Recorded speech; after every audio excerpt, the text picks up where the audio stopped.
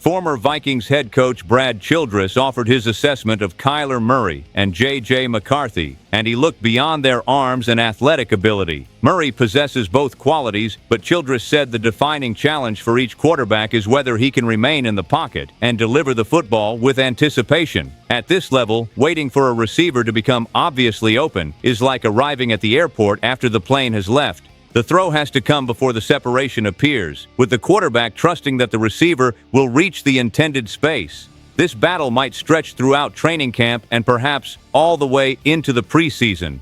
Minnesota could therefore open camp without knowing who will take control of the offense or whether the secondary's most experienced voice will ever report. And as if that were not enough tension, the uncertainty at quarterback has already generated a proposed move that pushes this competition into completely different territory. Here is where the quarterback discussion takes a hard turn, because Kyler Murray potentially beating J.J. McCarthy would do more than rearrange two names on a depth chart.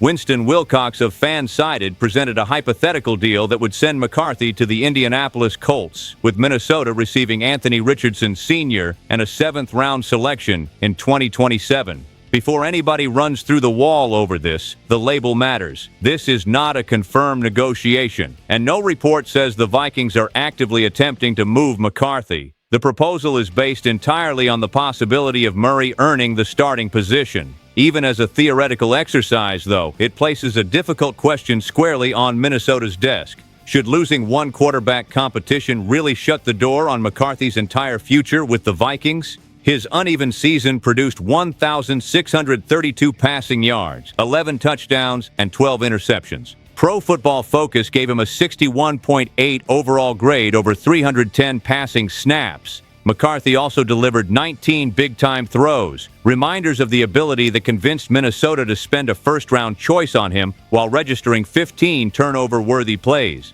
That statistical split is a tug-of-war between promise and concern, which is exactly why evaluating him remains difficult. He has shown moments when he looks capable of directing this offense, but he has also made enough costly mistakes that the starting role cannot simply be wrapped up and handed to him. Murray came to Minnesota with something to prove after the Arizona Cardinals moved forward without him, and plenty of observers believe the former #1 overall selection will emerge as the winner. If Murray does take the job, the Vikings must choose between developing McCarthy behind him and considering McCarthy as a possible trade asset.